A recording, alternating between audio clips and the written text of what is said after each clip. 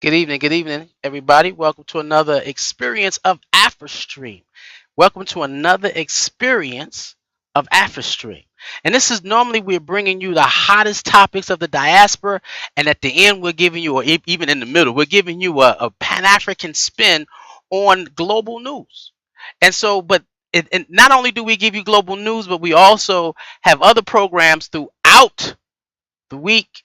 Well, not throughout the week. We're building back up to that throughout the week experience. And so please tune in on us with a Keebland Inspirational Sunday, which is our youth program, and then also the African Speaks on Tuesday evenings. All right. And so we'll see you. Now, one of the things I want to tell y'all was that Facebook did me dirty. And so I got to recreate my algorithm, completely recreate my algorithms. So we would appreciate it if you watch it, if you see it. A lot of my friends who used to watch were saying, dude, we're not even getting it anymore, none of the notifications, because I got a legitimate email saying that they are stopping all of my algorithms and pushing me back down to the bottom so individuals will not see my streams or be notified. Isn't that something? So I have to rebuild everything. So we're asking you to please, because this is definitely the rise of the African, our Pan African movement, social media Pan African movement, where we're trying to connect as many Black people as possible. And so, welcome again to the newsroom of the Afristream. And we're talking about something different today. We're talking about something different today. Normally, it's some news.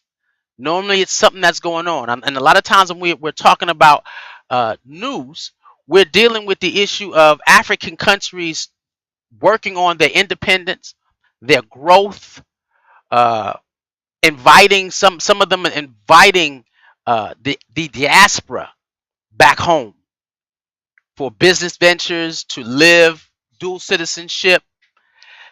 Today is a little bit different. I came across something and I couldn't tell you where, in terms of what was the event.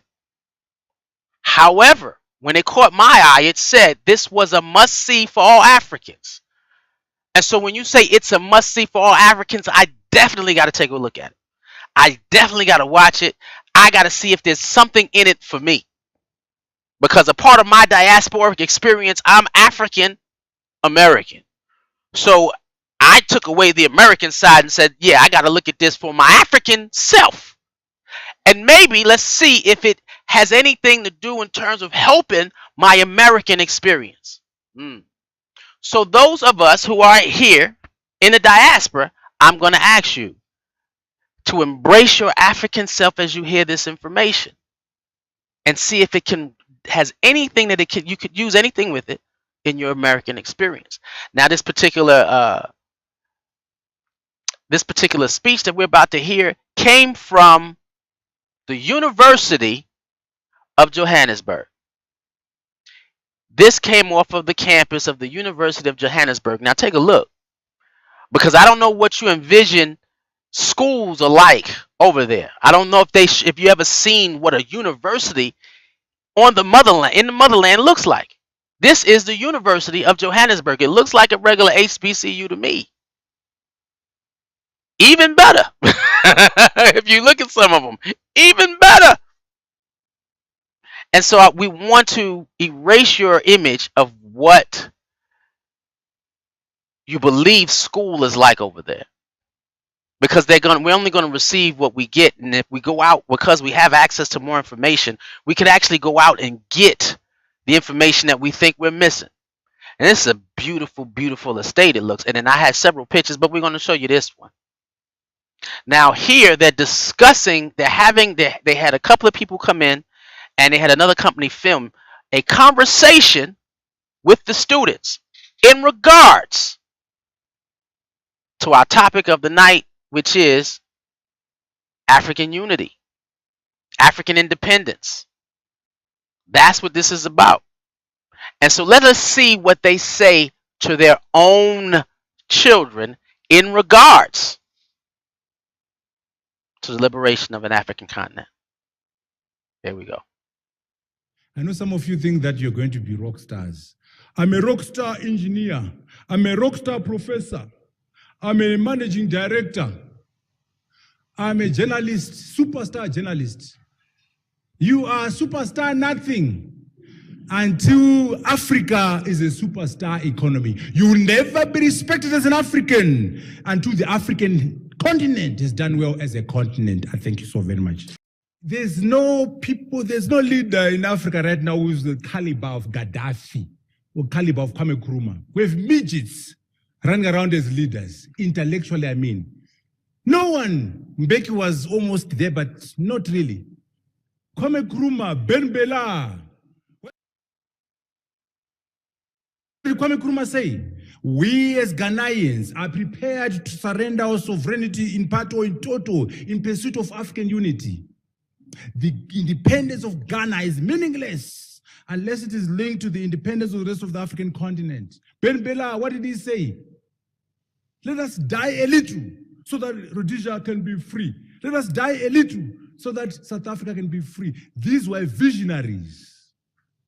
So what I'm emphasizing is that their vision was way ahead of his time. You know, there was a big debate between Nkrumah and Nyerere in '63. Nkrumah was saying, guys, let's move very quickly and unite and be one block. If you get used to being a president, you will not relinquish office. Let's move quickly before you become too comfortable in your little palace as a president. And Nyerere was saying, no, let's do it brick by brick, gradually, slowly, and then we'll get there. And Nyerere won the debate. But guess what? We lost the African integration. Because everyone now wants to be president. They will never give up. Nkrumah, Gaddafi were ready to surrender individual presidency for the collective African presidency. So yes, they made their own mistakes, but the vision of integration was there. What we need are African leaders who understand that there's more to be gained by coming together than that which is lost. Traditional knowledge systems, you know, we will address that matter if we start with ourselves before we engage China, before we engage the Russians, before we engage the Americans. We will say, we want a space program. What do we know about space as Africans? What are our views about space? What are our values? What does Ubuntu say? What is our knowledge system, our indigenous knowledge system? When you are proactive, when you start with thyself, know thyself, you'll be able to address that matter and actually leverage your own wisdom. Our problem is that we don't start with ourselves. We start with China. We start with India. We start with America and Europe. We never say, I'm an African. What is my belief system? I'm an African. What do I know about space? I'm an African. What are my views about space? What is the history in my continent in terms of understanding space? So very important point you are raising, and in my framework, we'll solve it because we'll start with ourselves, our history, our culture, you know, as Africans, sometimes we undervalue ourselves. We think we can learn from Singapore, from Malaysia, from China. We can also learn from ourselves. Ubuntu. I am because we are. We are because I am. A person is a person because of other people. They don't have it in China. They don't have it in America. Not in Japan, but we have it. Collective success is more important than individual success. I am because we are. We are because I am. Lots of wisdom. Even when we devise and build our intelligent systems, we must input Ubuntu into our algorithms. The Americans can't do it because they don't know what Ubuntu is. So when we do the programming with Professor Marwala, we're going to be programming Ubuntu into computers. 4D, excellent 4D. Those 4Ds are great. Let's use them. Is a new title really necessary? Sir, after bestowing the spreading of nuclear weapons, we must denuclearize. Do you know what happened in this country? South Africa, I hope you know this. When we're moving towards 1990, the Boers, South African racist regime, was working towards creating a nuclear weapon, a nuclear bomb. They were very close. And when Mandela and them were coming from prison, they quickly destroyed the technology and gave it to Israel. They were comfortable with the racist South African regime owning nuclear weapons, but not comfortable with an African brother having nuclear weapons. I hope you know that. So I'm emphasizing that our brothers teach us a lot. Economic power also is linked to military power. It gives you confidence. I'm not pushing for nuclear weapons. I'm pushing for satellite technology. But you must understand that when you have a satellite, when you have two bombs, one satellite, two bombs, the basis of Deng Xiaoping's revolution was strength. It gives you confidence that, no, you know what, if it comes to nuclear weapons, we'll nuke each other. It's called mutually assured destruction. When the Africans have nuclear weapons, no one will take us for granted because we can nuke back. No one will mess around the Chinese because they got nuclear weapons. The Russians have nuclear weapons. The French do have them. Israel does have them. So when you are powerful militarily, you are respected. But I'm emphasizing the 4Ds. 4Ds are important. And I know that's what you've spoken about them several times. That's why I'm smiling. You are very consistent, Mr. 4D. Same culture, China. Yes, that's a good point. India, same culture. Yes, the Americans, can you say the same? They came from all over. So it's a problem, but not too big a problem. Remember, the borders are artificial borders. Do you know there are more Swazi people in South Africa than in Swaziland? Is it Eswatini? What's it called, the new name now? There are more Tswanas in South Africa than in Botswana. So these borders are meaningless. Why Swaziland is Swati? Why Botswana? Yes, there is a problem, but also the borders are artificial. We can manage our cultural differences. We can work together. You know, it's not impossible. The Germans and the French fought 2 wars. The French hate the Germans. The British don't like the Germans, but they're in the EU together, although the Britain is running away. But what I'm saying is don't overemphasize these cultural differences. Others have been able to manage them. And our borders are not out of our choice anyway. They were created by the Berlin Conference in 1884. So yes, there are challenges around cultural differences. They are not impossible. They can be managed and mitigated. Currency exchanges. There's always a benefit in terms of economies of scale. If we had a Pan-African currency, one currency, surely we'll be able to extract better value if we're doing the deal with the RMB or the Chinese currency, as opposed to Nigeria doing it, Rwanda, Zimbabwe. So numbers make a difference. One of the major lessons from China is a lot of people, 1.3 billion Chinese working together, economies of scale. So whatever it is, there's always a benefit in terms of economies of scale. Look, when I emphasize that we don't want bilateral deals, I'm overstating my case. What I'm simply saying is that if there's going to be a bilateral deal between South Africa and China, it must be within the context of the African agenda. We're doing this as South Africa in keeping with Agenda 2063. We're doing this as Algeria because of that decision at the AU. We're doing this thing as Zimbabwe because that's what COMESA is about. That's what the SADC position is. In other words, when we relate bilaterally, it must be informed by what is good for the region, what is good for the continent. The continent must be the starting point.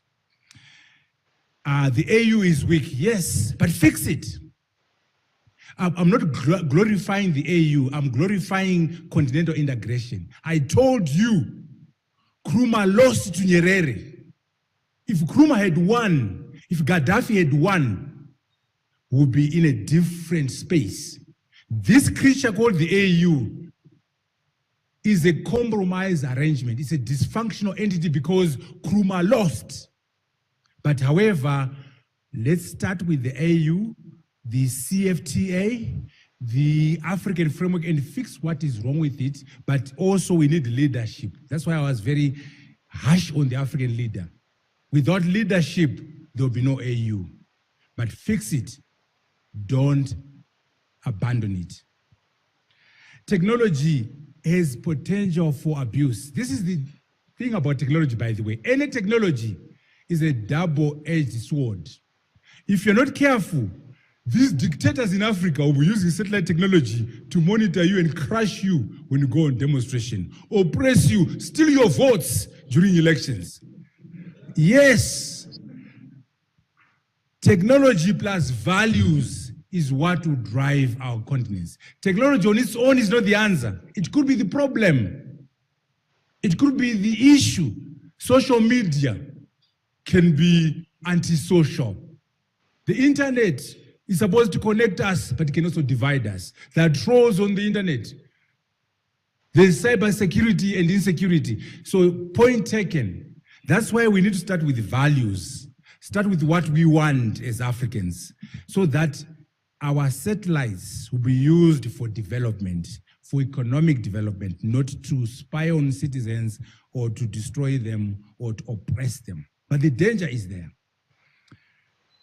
Africa diaspora, very important. That's why I'm emphasizing Pan-African buy-in. Can you imagine all those African-American scientists, the African astronauts, if they're also part of our agenda, the Caribbeans, the Africans in Brazil, in Argentina, beyond the 1.3 billion on the continent, can you imagine the expertise, the cash from Oprah Winfrey, from Michael, if they were conscious? Michael Jordan, who's conscious, Obama, who's conscious, not these bankrupt ones. We have. There is scope for buy-in and ownership if we work together as Africans across the globe. And the diaspora can give us an opportunity. By the way, I believe we can even move faster than China. I said China was able to move 400 million people from poverty over 30 years. Can you imagine our strength now? There's the ICT revolution. There's the fourth industrial revolution. Economies are globally connected. If we get our act together as Africans, probably we could actually move faster in terms of poverty alleviation than China, because when they did it from 1958, 1970, 1978 to now, these things were not there. The internet was not there. Social media wasn't there.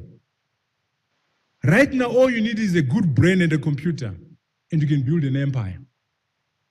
So I want us to learn from China.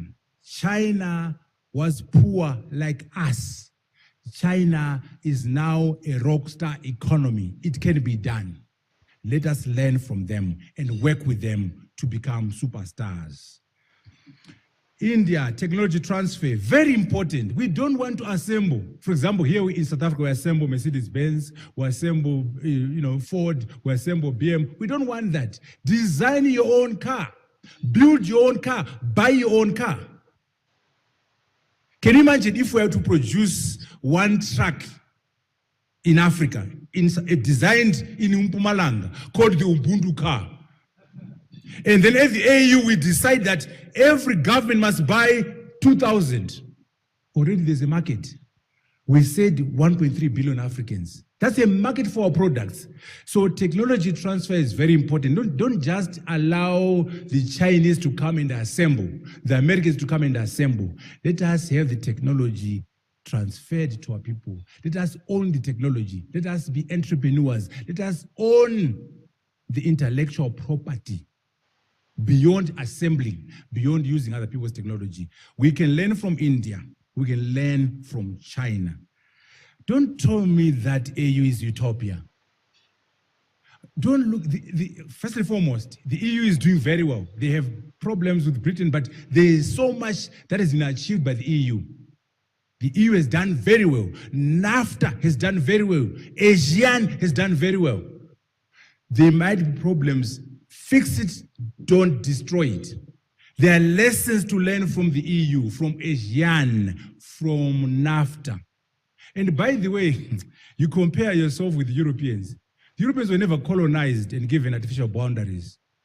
So how dare you stick your head above your hind legs and compare the AU and the EU? The borders in Africa are not ours. Germany for the Germans, Britain for the British, French for the French, and so on, and they're coming together out of their own volition.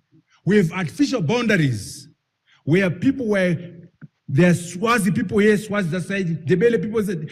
So in Africa, we don't have a choice, by the way, unlike the Europeans, because those boundaries are meaningless. And in any case, it's a survival issue. We will not survive under globalization as small little countries. So yes, there are challenges, but it's not utopia.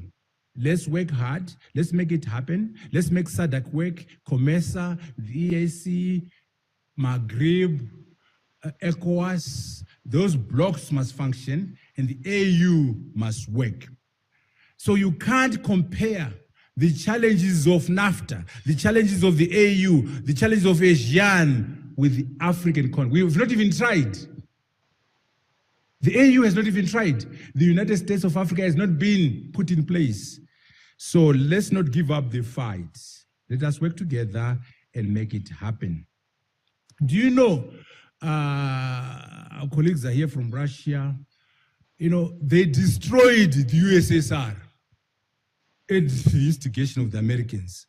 The Americans promoted the disintegration of the USSR. I could care less the challenges they had in the USSR. They should have fixed those problems and remain united for scale. Do you realize that the biggest war that America ever fought was to keep America together? Forget First World War, forget Second World War, Mickey Mouse wars. The biggest war fought in America was the Civil War.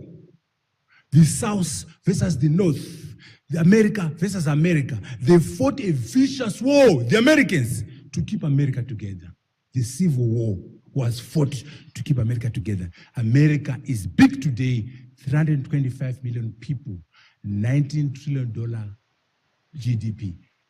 That unity was not cheap to keep the United States together, was not cheap.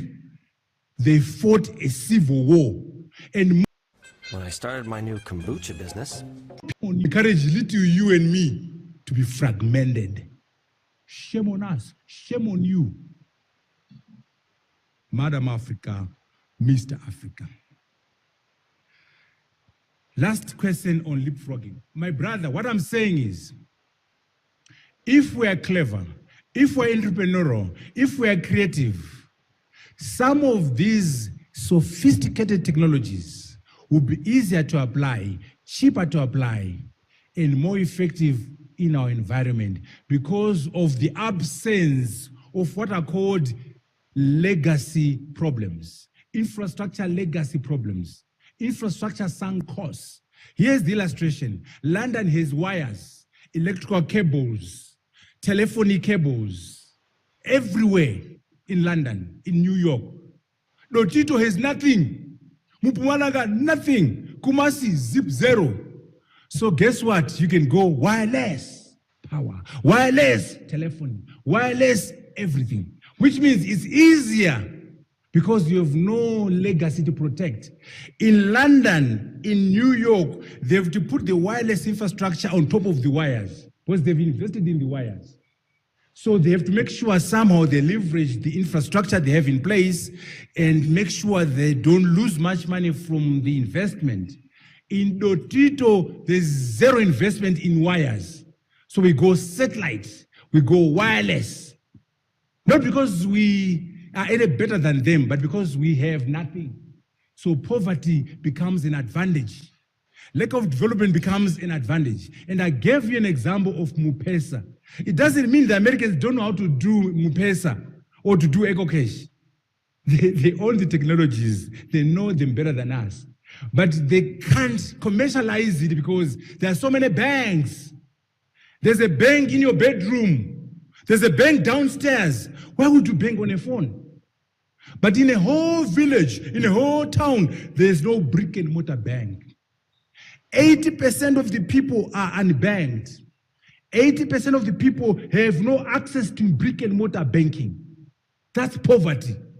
But an opportunity to go mobile banking platform, an opportunity for EcoCash, an opportunity for Mupesa. I'm saying to you, look at all those elements of the fourth industrial revolution: cloud computing, quantum computing, blockchain technologies, nanotechnologies, human augmentation, augmented reality, artificial intelligence, mechatronics and robotics.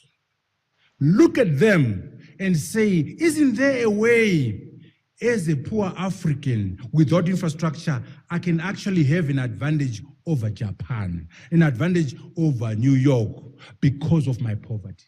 So that's what I'm emphasizing by saying, if you are clever, if you are creative, there's an opportunity to leapfrog, to skip a generation of technology, to move from the second generation technology where we are to the fourth industrial revolution. I'm saying don't lose heart because you're poor. Don't lose heart because you have no infrastructure. It could be an opportunity for you to embrace a much more advanced type of technology. So I want to end on this point of hope and say, Africans must not lose heart. There is an opportunity for us to run where others walked. But we need to learn from China. We need to learn from ourselves. We need to work together as the continent. I thank you so very much. I thank you so very much. Imagine the education of unity. That's what we just experienced. An education on unity in today's. Now, we may not have understood some of the acronyms they were using and the experience they were using because we're not in we're not in the motherland. We're not on the continent. But it was clear he was giving an education on unity. Can you imagine what African unity would do to the globe? Every country in the world is sucking the resources out, and Africa is not being able to enjoy on the wealth of who they are. However, and I don't remember being on the HBCU having that conversation.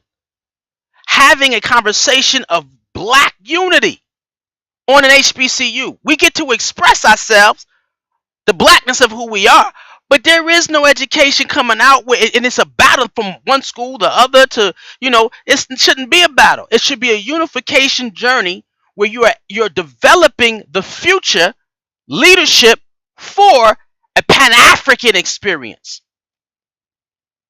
He said German for the Germans, China for the Chinese. Well, where are the diaspora? We have one location that we come from. He said, imagine, he said, first we want to have they got two levels of vision. They have a national vision, then they have a global vision. One Africa. And if you look at the news and you look at what's going on and you listen, they are making a move according to where they need to be. They're doing their best to function on a global scale. We have our own, and they talked about collective success. Collective success. My daughter has teamed up with her classmates, and they said, we're going to move together through Tuskegee. We're going to graduate as many of us as possible. And I remember her sitting up on the phone. Man, it was tons of kids sitting up in there studying together, answers together. They would even call kids who had graduated previously to discuss certain things. Imagine an education of unity. And that is something that you'll be a great individual. No. Seek those individuals that you vibrate on a higher frequency with and build an education of unity. They talk about one currency. Man, if y'all don't, if we gonna do some news, some Afristreaming soon on what's happening according to the currency. They're pushing out American currency. Uganda, Ghana are pushing out American currency. We don't want to use the dollar, no one else's currency to do trading except our own. That will make their go up and the dollar's gonna drop. Then he talked about unity over everything else. Stop looking elsewhere. Look within your own community. The education of unity and build.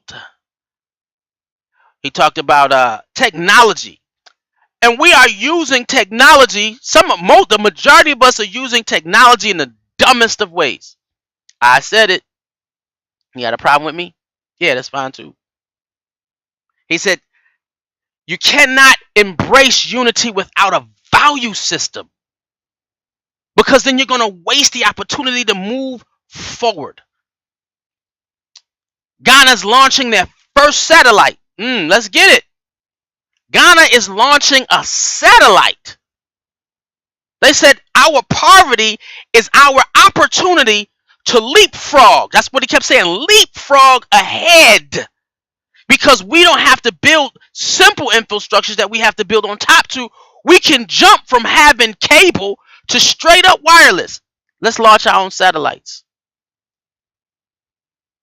That was a powerful, powerful conversation coming out of the University of Johannesburg. As a Pan-African experience, what happens if we all educate our youth? I would love to see the first generation walking out of a HBCU or any educational facility with the mindset of a Pan-African unity. And there be a country that they all pack up and leave for. Can you imagine that? All the technology, all the arts, everything. Our children saying it's time for us to take over the world. Actually function from a global perspective like every other non-melanated people. Let us all get up in this generation, the generation 2025. We're going to get up and we're going to look for jobs in the motherland, and we out. Because we're going to develop Ghana. We out. We're going to develop Zimbabwe. We out. We're going to develop Rwanda. We out. Namibia. We out. Russia just said they just gave we talked about it in Afristream. Russia just gave $20 billion of debt wiped off. Gave them back. Yeah, we don't want that money. Why? Because you owe us because of colonialism. We don't want colonialistic money. We want honest trade with you. And now when Russia made that move, now America, Condoleezza, what's her name? Yeah, Camila went over there. And she's trying to talk against the LGBTQ. Wait a minute. Technology and values. We're going to do what we want to do for our communities. You have no say-so in that. I do disagree with some of the harsh processes in which they're going to use. But they said, let us govern ourselves. We'll fix it if we have to. What it would mean for black children to say, hey, we're all engineers. Why we got to go work for somebody? Let's learn how to build our own engineering company while we're in school. What? And let's get small contracts and let's start building. Let's start creating. Let's start contracting ourselves out to countries. We did a thing off the Andela program where they are educating. Facebook is all over there. That's the digital colonialism. And so that's what they have to fight against. Because they know that Africa is going to be developed themselves. They know it's coming. And they said, well, they want technology because they know it's coming, and we're not gonna baby walk it. We're gonna leapfrog. Our poverty is an opportunity to leapfrog into the future. Do we say that? Like he said, millionaire. He said, we got so many millionaires here, but none of them are conscious enough. You imagine what we would have in this country? What, we're about 1 point or $2 trillion of finances. We're a small country. Can you imagine what would happen if we had an education of unity? Africa's coming together, y'all. We need to come together too, because we don't want to sit there and get to that point where we're discussing conversations with companies and they're looking for only the individuals who are conscious of who they are and whose they are and what we're here to build. We seek empires the same way everybody else has an empire. That is an Afristream moment. That is the rise of the African. And if you can get with that, we can change some things. We should never, ever be focused on being a part of a system that is against us. We'll sustain the system and maintain the system until we can build for ourselves. But best believe we are to be raging against the machine, raging against police brutality, raging against the poor education, raging against subpar supermarkets in our areas. You know, some black neighborhoods don't have a supermarket. They got a Family Dollar. What? No supermarket, a Family Dollar. We need to manifest our own farms that manifest our own vegetable stands and fruit stands and grocery stores. We got to be able to feed ourselves. Bugleland Ministry is coming up to you soon, but we have to rage against the machine.